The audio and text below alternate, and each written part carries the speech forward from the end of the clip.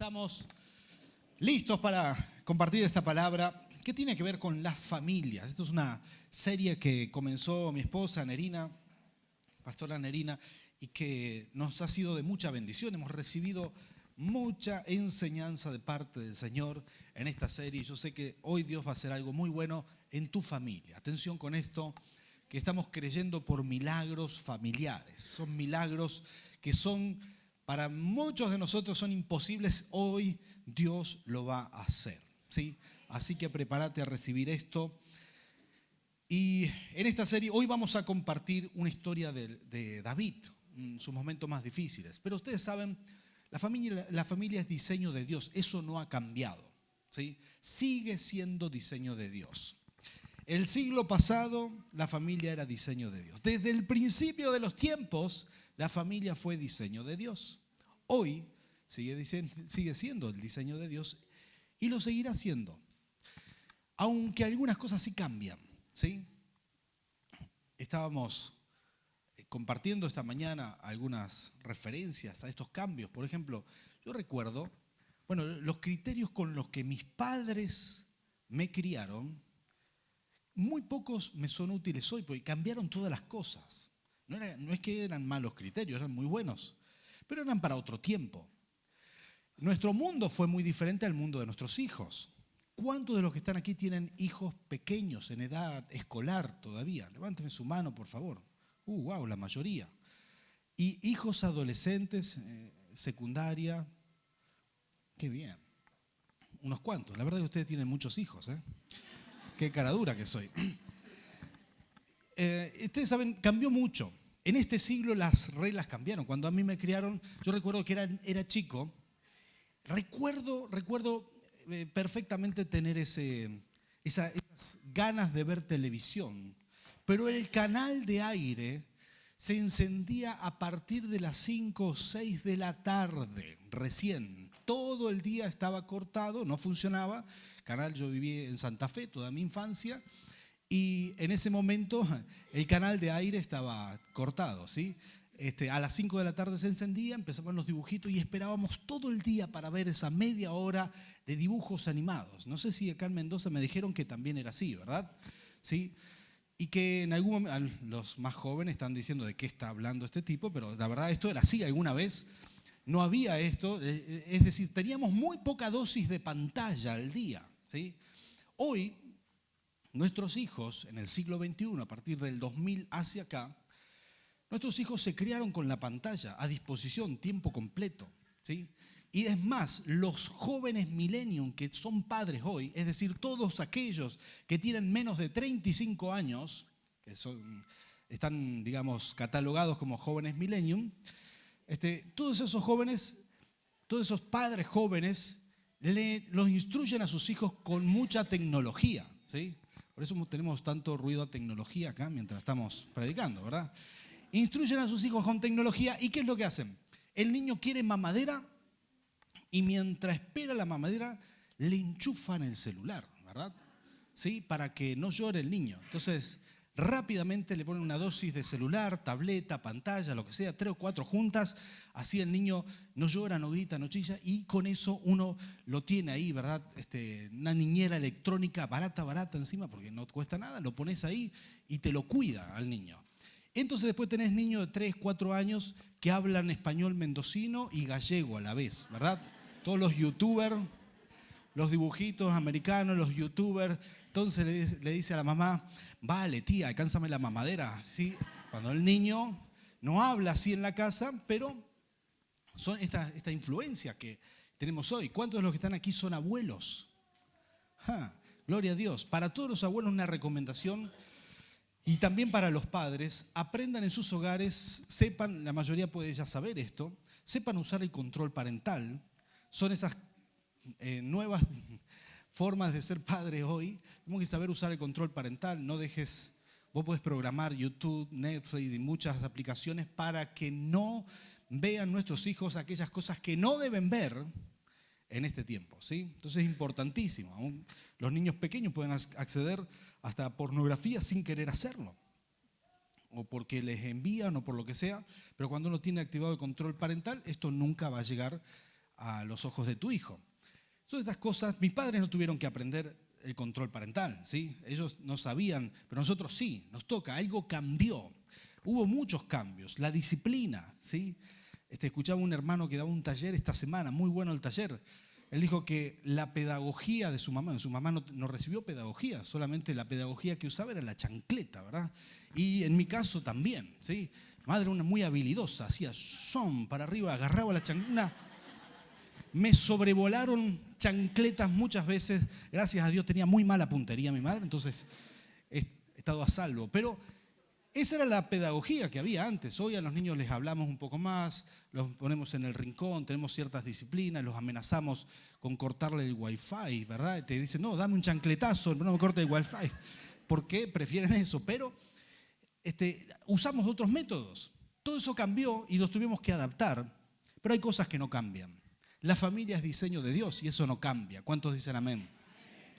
Si la familia funciona bien, serás muy feliz en tu familia. Eso tampoco cambia. ¿Cuántos dicen amén? Si funcionó bien el siglo pasado, si funciona bien este siglo, y si funciona bien en los siglos que vendrán, serás feliz en la familia. Pero si la familia no funciona bien, eso tampoco cambia. Si la familia es disfuncional, el siglo pasado, o el que sea, sufrirás en la familia. Por eso es tan importante pedir a Dios esa unción para recuperar los lazos familiares, para tener una familia bendecida, para pelear por nuestra familia. ¿Cuántos dicen amén a esto? Yo quiero compartirte una historia de la Biblia en donde David, unos días antes de ser rey, tiene una de las pruebas más difíciles de su vida. David era un hombre que estaba huyendo de Saúl, el rey Saúl por aquel tiempo, y se cruzó a un territorio filisteo. Era, digamos, el enemigo de Saúl. Se cruzó a Filistea para tener ahí un poco de refugio. Fue al rey Aquis, el rey filisteo de aquel tiempo, y le dijo, necesito vivir en tus tierras.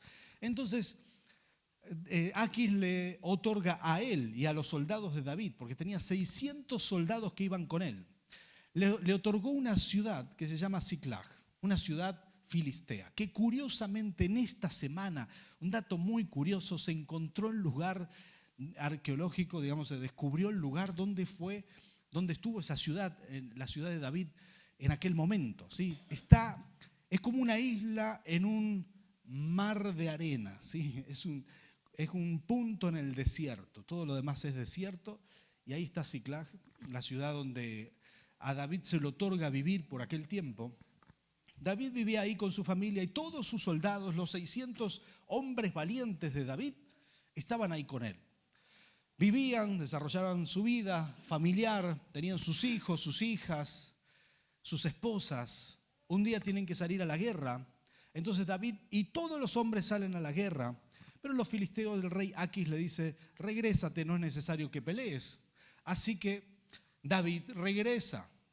Pero cuando llega de regreso a su casa, a su aldea, a esta ciudad que se llamaba Siclag, encuentra una de las situaciones más terribles que un hombre se puede encontrar. Él ese día se encuentra con que había perdido absolutamente todo lo que era suyo. Había perdido su familia y la familia de todos sus soldados. Quiero que leas juntos conmigo posiblemente el episodio más triste, uno de los más tristes en la vida de David, donde él pierde su familia y cómo Dios le da unción para recuperarla, ¿sí?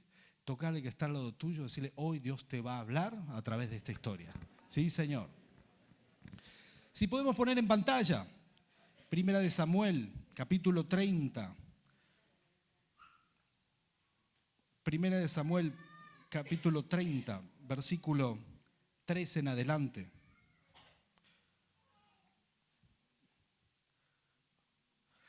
Dice así la palabra del Señor. Cuando David y sus hombres llegaron, encontraron que la ciudad había sido quemada y que sus esposas, hijos e hijas habían sido llevados cautivos.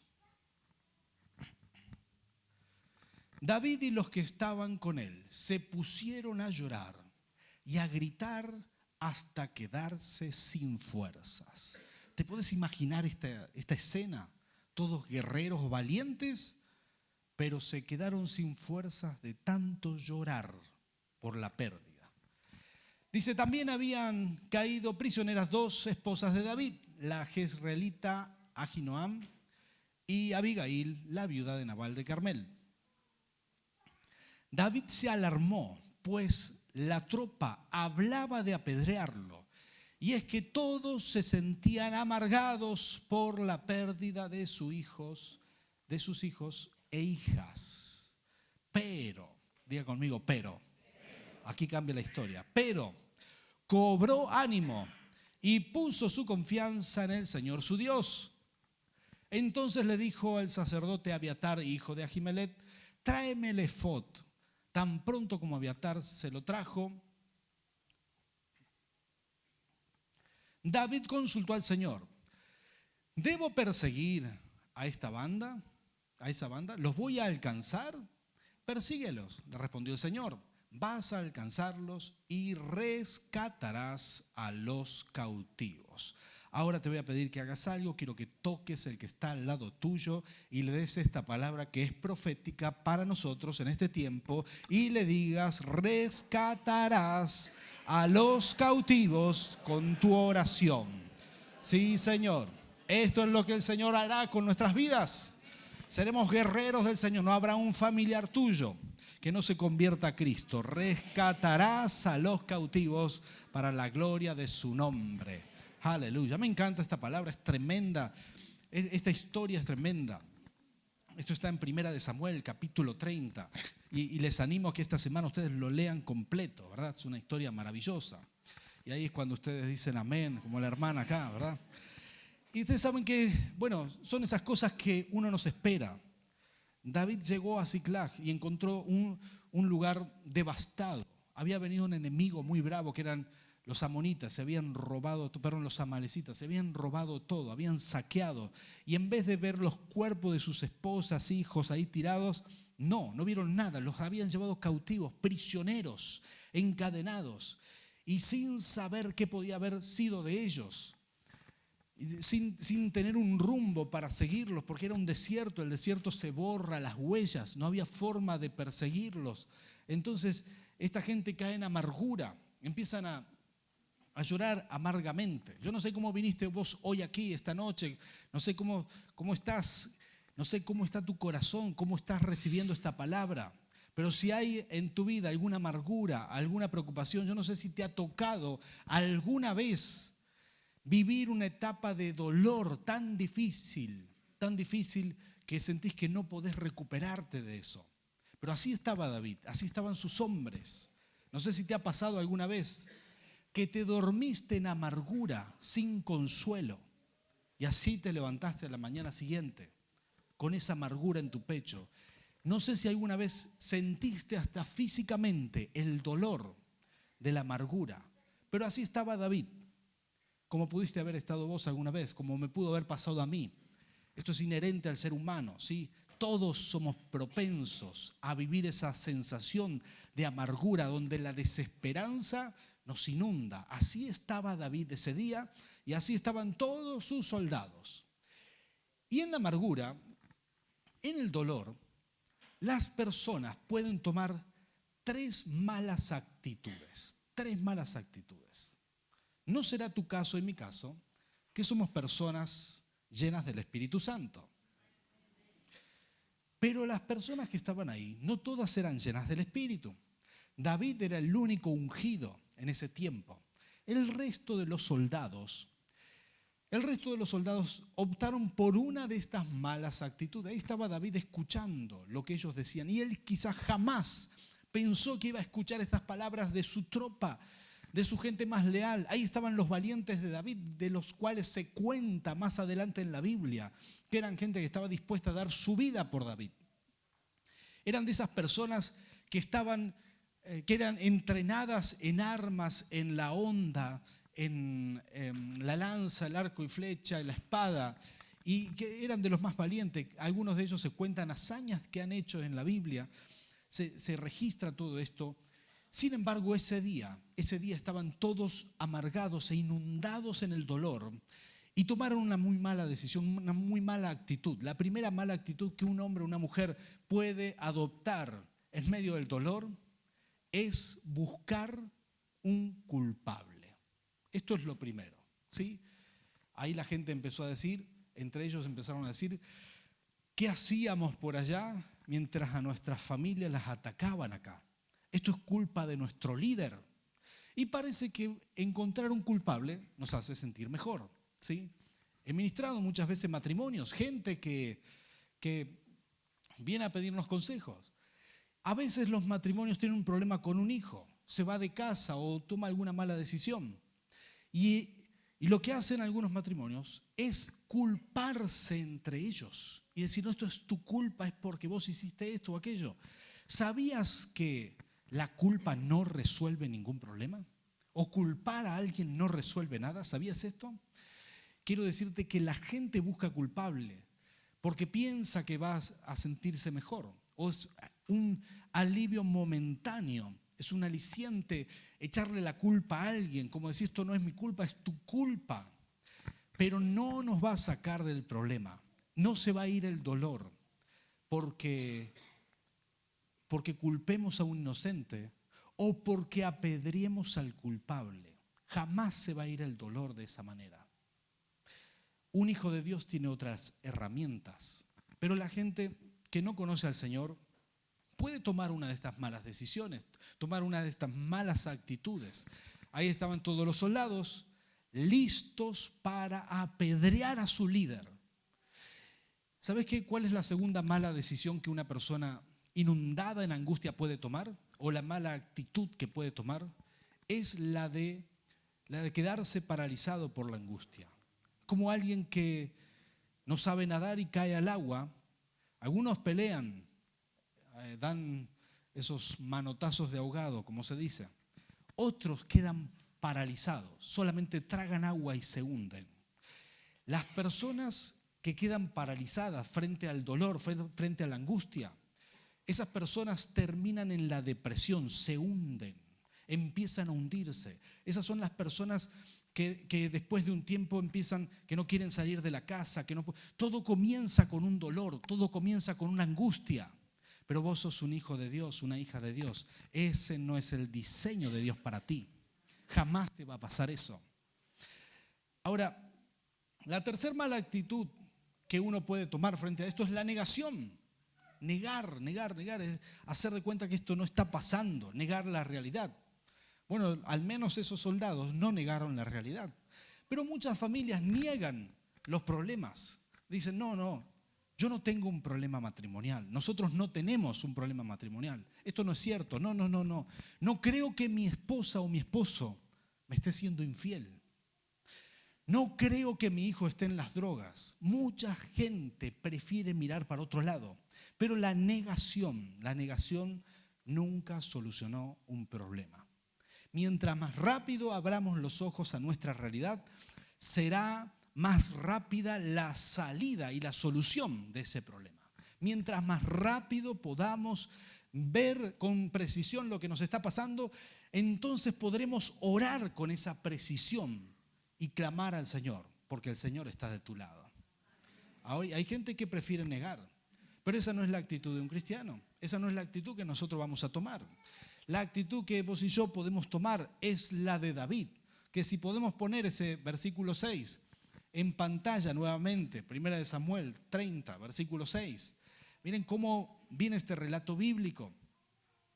Y está hablando de todo lo malo que estaba pasando ahí, de cómo la gente se hundía en esa desesperación. Pero dice, de pronto hay un pero, y dice, cobró ánimo. ¿Quién? David, cobró ánimo. Él pudo transformar ese dolor en una pasión para cambiar.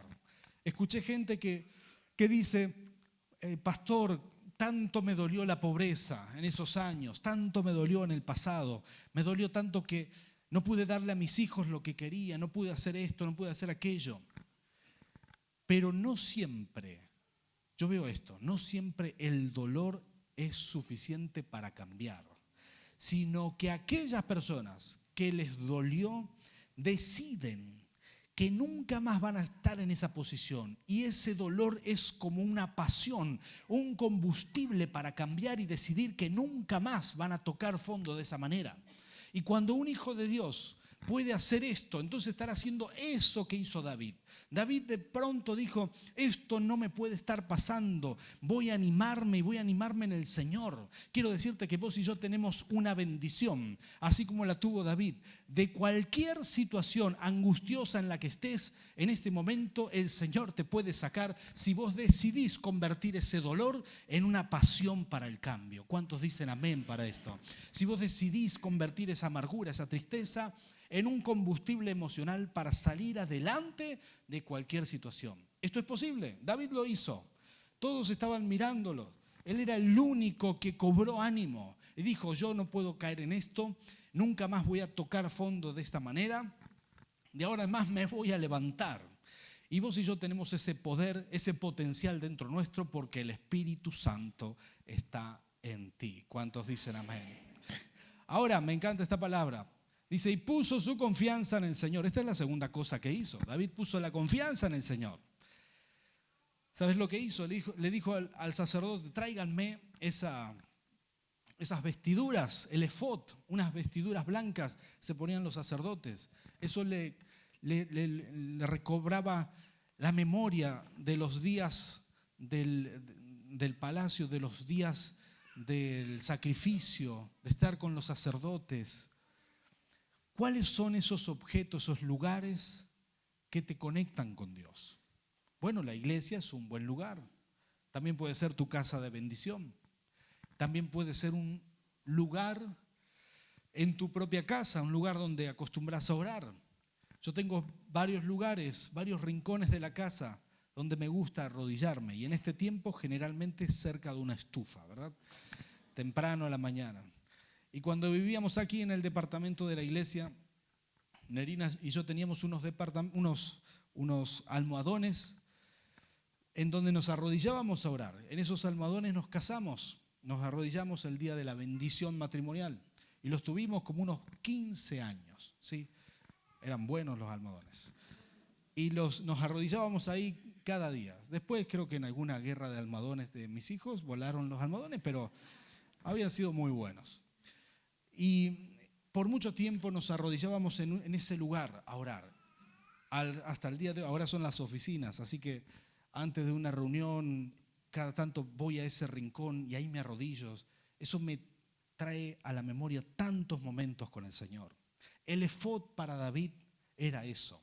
Era esa comunión con Dios. Quiero darte una buena noticia. Todos tus momentos de comunión, todos tus momentos de oración, de adoración, cuando más necesites del Señor, eso te traerá de vuelta a la presencia de Dios, te traerá a la solución de tus problemas, porque es esa comunión la que nos saca adelante en los momentos más difíciles. ¿Cuántos dicen amén a esto?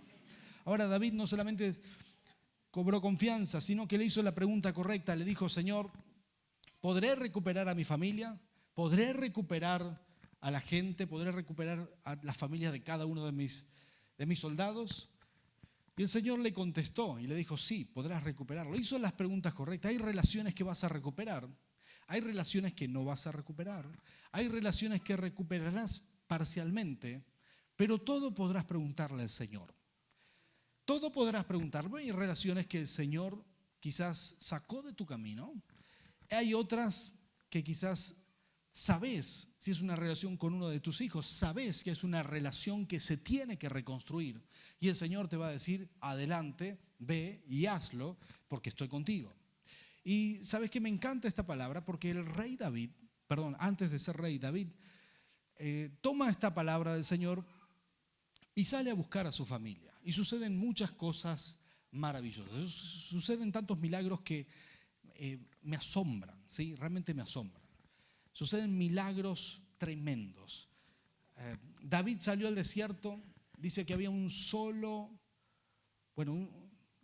el desierto, en todo el desierto había un solo joven por ahí, tirado, que habían dejado los madianitas, que tenía la información para poder llevarlos con los amalecitas. Ahora, David sale al desierto. Imagínense esa situación. No sabes si es el este, si es el oeste, el norte, el sur. Tenés que elegir un lugar. Pero con la guía de Dios sale con todo su ejército. Si él se equivocaba de dirección, si él salía para allá y el enemigo se había llevado su familia para el otro lado, jamás la iba a volver a ver. Y seguro por allí la tropa lo iba a apedrear. Pero él sale guiado por Dios. Y encuentran a mitad del desierto, encuentra al único joven que tenía esa información, un joven egipcio que había quedado herido, 3 días había quedado tirado por ahí. Le dan de comer, llega en el momento justo antes de que muere y le da la información precisa. Ese joven les dijo dónde estaban los amalecitas y todo el ejército de David fue y conquistó ese lugar y recuperó a cada uno, a todos los que estaban perdidos en su familia. Si podemos poner en pantalla el versículo 18 de ese mismo pasaje, versículo 18 y 19, esto fue lo que sucedió. David pudo recobrar todo lo que los amalecitas se habían robado y también rescató a sus 2 esposas. Y sigue diciendo, no le faltó del botín ni grande, ni pequeño, ni hijos, ni hijas, ni ninguna otra cosa de todos los que le habían quitado. ¿Cuántos dicen amén a esto? Hay unción de Dios, hay milagros a tu favor. Lo que hizo David fue impresionante. Es como si te dijeran, tenés que encontrar una aguja en un pajar, te acercás a ese montón de paja, metés la mano la primera vez, encontrás la aguja y sacás y decís, wow, ¿qué pasó aquí? Alguien guió tu mano. Eso fue lo que hizo David. Encontró a los amalecitas y recuperó la familia, algo que era totalmente imposible. Pero voy a decirte algo, Dios es Dios de los imposibles. ¿Sabías esto? Voy a pedir a los adoradores que pasen por aquí, por favor. ¿Sabes qué? En un momento el apóstol Pablo fue llevado preso. Esto fue en Filipos, capítulo 16 del libro de Hechos, ¿sí? ¿Alguno de ustedes se acuerda de esa historia? Fue puesto en sus pies en el cepo. ¿Alguien recuerda esta historia? Levánteme su mano. Una historia muy linda, ¿sí? Allá hay 1, 2 personas. Muy bien. Hechos capítulo 16. Les sugiero que lo lean en esta semana, es un muy buen pasaje. Y ahí ustedes podrían decir amén, pastor, lo vamos a leer. Viene el apóstol Pablo a predicar a Filipos y azotan al apóstol Pablo. Y le llega al carcelero, los magistrados los mandan a poner preso y le llega al carcelero una orden. Cuando el carcelero la ve, posiblemente una de las órdenes más serias que a él le toca en ese momento, decía a estos prisioneros con máxima seguridad. Por eso la Biblia dice que los metió en el calabozo más profundo, les puso los pies en el cepo y ahí los tuvo. Y se fue a su casa. Pero a medianoche Pablo y Silas estaban cantando y alabando al Señor y ocurrió un milagro, ¿sí? Un milagro tremendo. Se abrieron las puertas, se abrió todo y vino el carcelero, se quiso quitar la vida y el apóstol Pablo dijo, no te mates, aquí estamos todos. Unas horas antes, cuando el carcelero recibe al apóstol Pablo, si hubiéramos podido ver ese rostro, el rostro del carcelero, recibiendo la orden, quizás hubiéramos visto una persona implacable, un servidor del Imperio Romano, una persona que, ¿cómo decirte esto? Que sería imposible que se convierta, imposible. Pero a las horas, después de un milagro, diga conmigo milagro, el carcelero estaba a los pies de los apóstoles, diciéndoles esto, ¿cómo puedo ser salvo? Yo y toda mi familia. Porque hay un principio que vos tenés que conocer. Aquellos que pelean por su familia, Dios va a hacer milagros para que todos se conviertan. A Dios le interesa que recuperemos a todos los perdidos. David estaba en Siclag. No tenía forma humana de recuperar a su familia. Pero porque Dios hace milagros para que recuperemos a nuestra familia, le fue revelado y Dios le mostró hacia dónde tenía que ir y cómo tenía que hacerlo, y encontró a su familia, porque Dios está en este asunto. Cuando vos te dispongas a levantarte como un guerrero de oración, como una persona que se preocupa en oración por su familia, Dios va a hacer grandes milagros. Y a lo mejor vos me digas, oh pastor, pero en mi casa tengo un hermano, tengo un cuñado que es durísimo. Ahora déjame decirte esto, ese carcelero quizá era más duro que tu cuñado, pero se convirtió. ¿Saben? Yo recuerdo cuando oraba por mi familia. Yo conocí a Cristo porque Nerina me invitó a la iglesia. Ya les conté eso seguramente muchas veces. Nerina tuvo la bendición que sus padres la llevaron a la iglesia. Pero yo fui el primero de mi casa. Era adolescente, habría tenido unos 16 o 17 años. Y le dije a mi papá, papá, quiero ir a la iglesia evangélica. A mis padres. Ellos en ese momento no les gustó nada la idea, ¿sí? Nos dijo, pero nosotros somos católicos. Y ellos me dijeron, bueno, no vamos mucho a la iglesia, pero tu abuela era de las que iba, era fiel en la iglesia. Y no les gustó nada. Nada, pero de nada. Pero después que pasó un tiempo, mi hermana mayor fue la primera que se entregó a Cristo. Y ella fue columna de su familia. Hoy en día toda su familia se entregó al Señor. Su esposo, sus hijos, todos están en Cristo. Mi hermano menor también se entregó a Cristo con el tiempo. Yo fui el primero, pero oré siempre por toda mi familia. En un momento con Nerina orábamos por toda la familia, por nuestros hermanos, por todos. Mi hermano menor fue el segundo.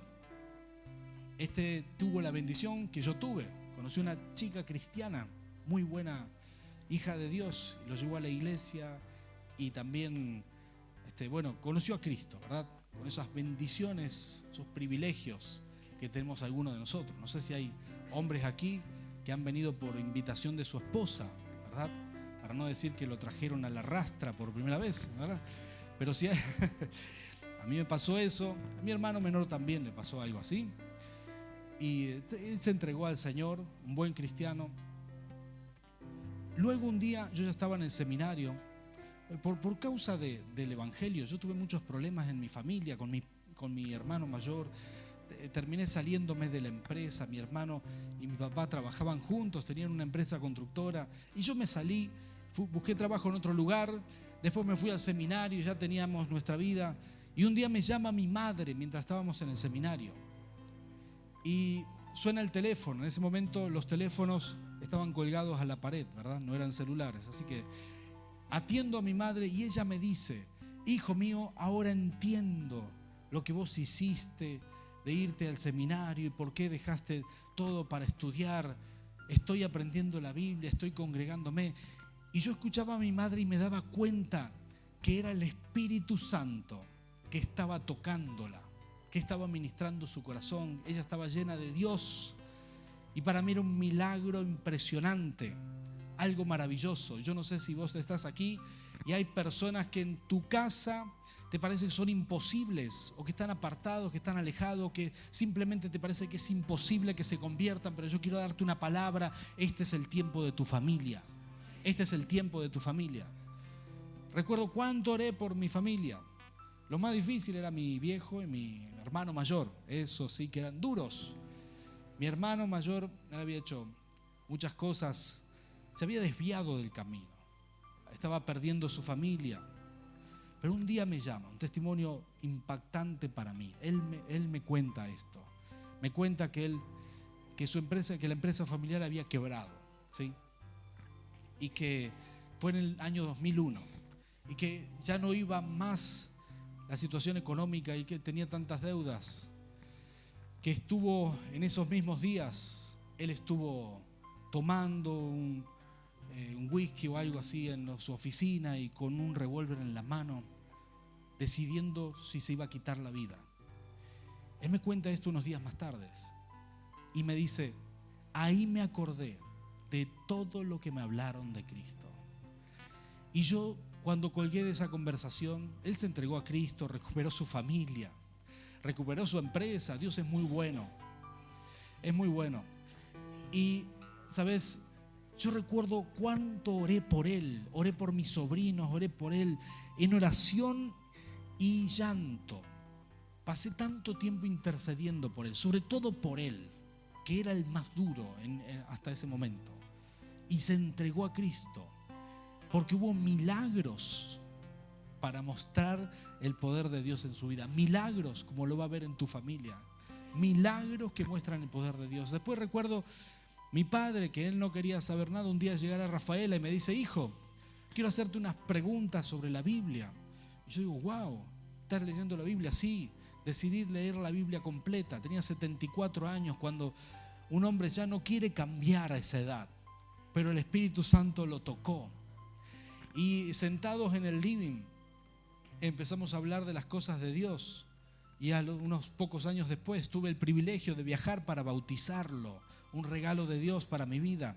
A veces veo las fotos que se publican en la iglesia de Rafaela, así como la nuestra, publican fotos en su Instagram, y por ahí veo dos personas mayores a un costado, ella con pelo blanco y él sin pelos. Y digo: esos son mis padres. Gloria a Dios. Solo yo sé, Nerina y yo sabemos cuánto hemos orado por ellos. Y hoy para nosotros, hoy estamos viviendo un milagro. Hay unción de Dios para aquellos que pelean espiritualmente por sus familias, aquellos que quieren ver a toda su familia congregada. Hay unción de Dios para aquellos que se van a levantar en oración. Hay poder de lo alto para aquellos que quieren pelear en oración, porque toda tu familia tiene que estar aquí. Toda tu familia tiene que ser salva. Toda tu familia, vos tenés que estar seguros de que tu familia se va a ir con Cristo, de que seguiremos viéndonos en la eternidad, de que seguiremos compartiendo en la eternidad. Es importantísimo que el Señor te levante como un guerrero, como una guerrera de oración por tu casa, y que si hay vínculos perdidos, si hay relaciones desgastadas, en este tiempo se recuperen. Si alguno en tu familia no está bien, está pasando un mal momento, que se entregue a Cristo, porque en Cristo hay solución para todo. Si alguien en tu casa no está pasándola bien, tenés que interceder por ellos. Dios te va a dar la unción de David para recuperar a todos los cautivos, a todas esas personas que en este momento no están en Cristo. El Señor te va a bendecir, el Señor te va a dar unción para esto, y yo quiero orar por ti. Así que ponte de pie, por favor. Te invito a que cierres tus ojos y que empieces a clamar al Señor. Empieces a clamar al Señor y le digas: Señor, esta es mi familia, estos son mis familiares. Le puedas decir con nombre y todo. Le digas: Señor, yo intercedo por mi hermano tal, yo intercedo por mi papá, intercedo por mi mamá. Toma este momento. Aquí está la presencia del Señor. Aquí en su presencia vamos a orar y a interceder por nuestra familia. Abrí tu boca y comienza a orar. Padre, escucha nuestro clamor. Señor, clamamos por nuestra familia. Espíritu Santo, Señor, llénanos de ti, Señor.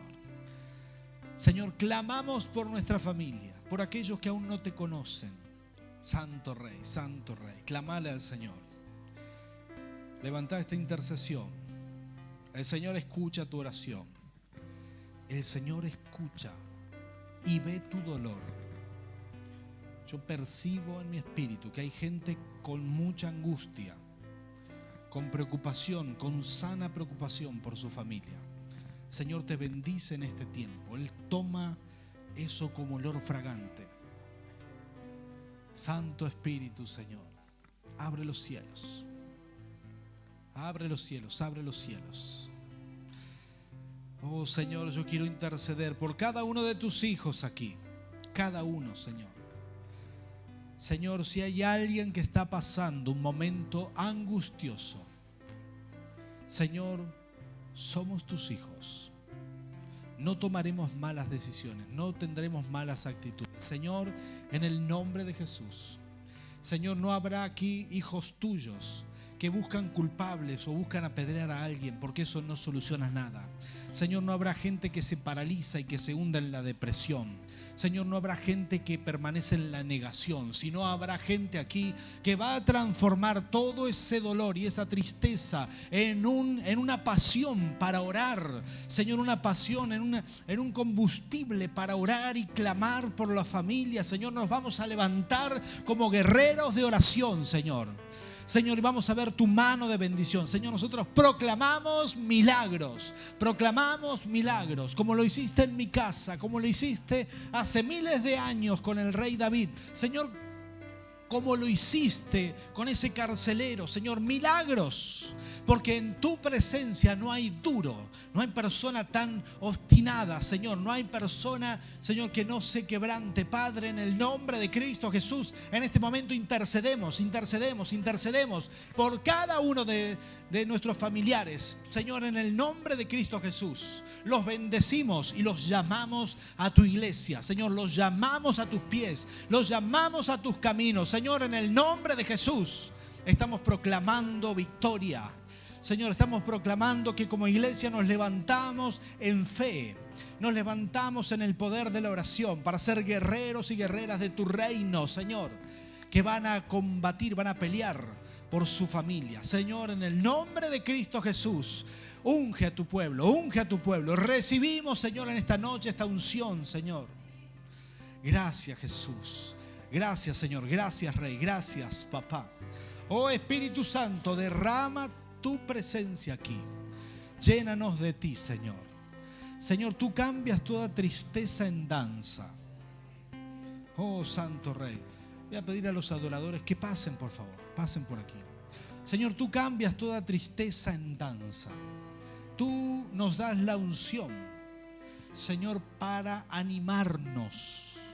Señor, si hay alguien aquí que está viviendo un momento familiar duro, difícil, por favor, todo el mundo permanezca con sus ojos cerrados. Solamente esas personas levanten su mano al cielo. Si hay alguien aquí que está viviendo un momento familiar duro, un momento familiar difícil, levante su mano. Señor, bendigo a tus hijos. A partir de este momento se van a animar en ti. Por la fe que tenemos en ti, Espíritu Santo, por la fe veremos milagros en nuestros hogares, Rey. En el nombre de Jesús, milagros, milagros, milagros. Tu presencia, Señor, está tocando, Señor, nuestra familia, donde quiera que esté. Los estamos llamando a tu presencia. Oh Espíritu Santo, tú tienes poder. Señor, si hay familiares, si hay personas retenidas por las tinieblas, tú nos das unción para liberar a los cautivos. Señor, en el nombre de Jesús se rompen las artimañas de Satanás en este momento. Señor, se rompen las cárceles del diablo, Señor, en el nombre de Jesús. Las personas correrán libres a ti, Jesús. Tiempo de bendición familiar. Lo proclamamos en el nombre del Padre, del Hijo y del Espíritu Santo. Amén y amén.